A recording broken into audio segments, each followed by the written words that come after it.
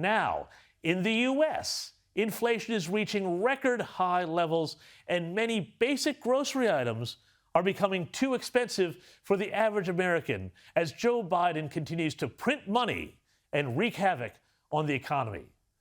But according to the White House Press Secretary Jen Psaki, everything's fine. She has blamed the high costs of meat, for example, on, wait for it, greedy meat conglomerates. Listen to this.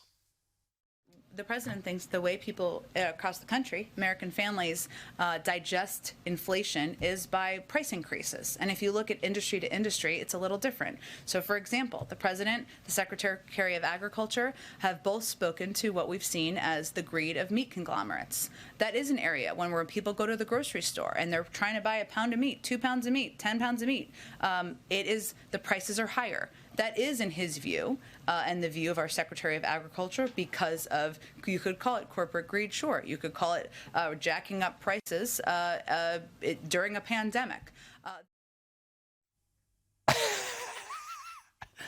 Of course, greedy meat conglomerates. Now, joining me now to discuss all things USA is Kosha Gada. Kosha, thank you so much for joining us tonight.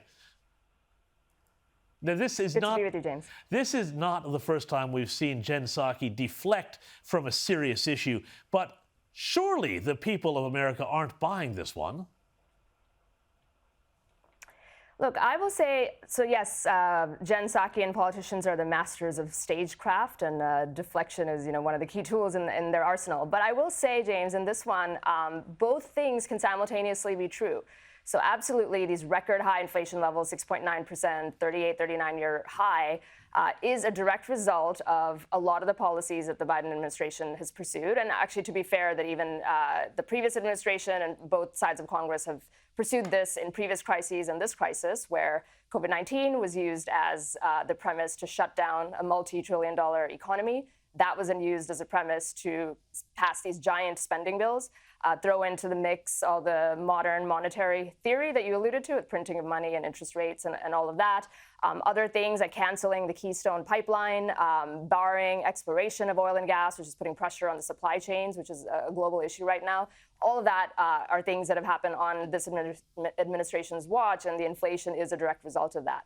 Having said that, though, I will say that the meatpacking and processing industry is one that has evolved into an oligopoly and is behaving the way an oligopoly would, the dynamics that we see in that. And, it goes back to, there was a bill passed in 1967, signed into law by President Lyndon Johnson, that basically stipulated that all ranchers and farmers have to process their meat through companies that are regulated by a USDA inspector coming and inspecting them. And then, that wouldn't surprise us that these top 4 companies went from 25% market share back then in the 60s and 70s to 85% market share now. You add to that foreign ownership, they're owned by Chinese parent companies, Brazilian parent companies, and that absolutely is something that you would see as well. But it is definitely a deflection from all the other things that they definitely are responsible for in this administration.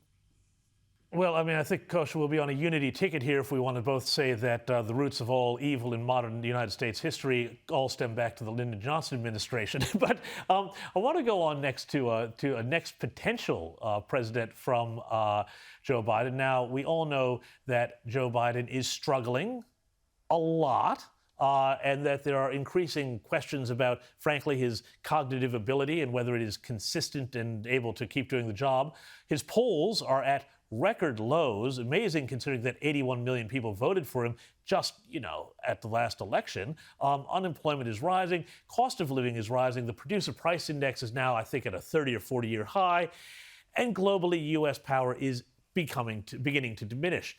Democrats are looking right past incumbent Vice President Kamala Harris as a solution to any of their problems, as she is also facing a storm of controversy and, frankly, just isn't very likable. So, question for you is, there are now reports that Hillary Clinton could be going up against Donald Trump. What do you make of this?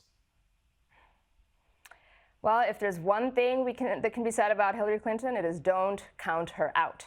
So I think, in general, the Clinton brand or the Clinton power in the Democrat Party, while diminished from its peak, it is still very much there, and she is a player. But then also you just look at situationally, everything that you just laid out there, James, with Biden record unpopular in terms of where he is below the approval rating, below the waterline. So you've got a very unpopular president, you have an unpopular vice president. The other people, sort of the bench strength has really dwindled in the Democrat Party of late, where Chris Cuomo, governor of New York, was sort of cited as a rising star, and he's obviously not so much anymore.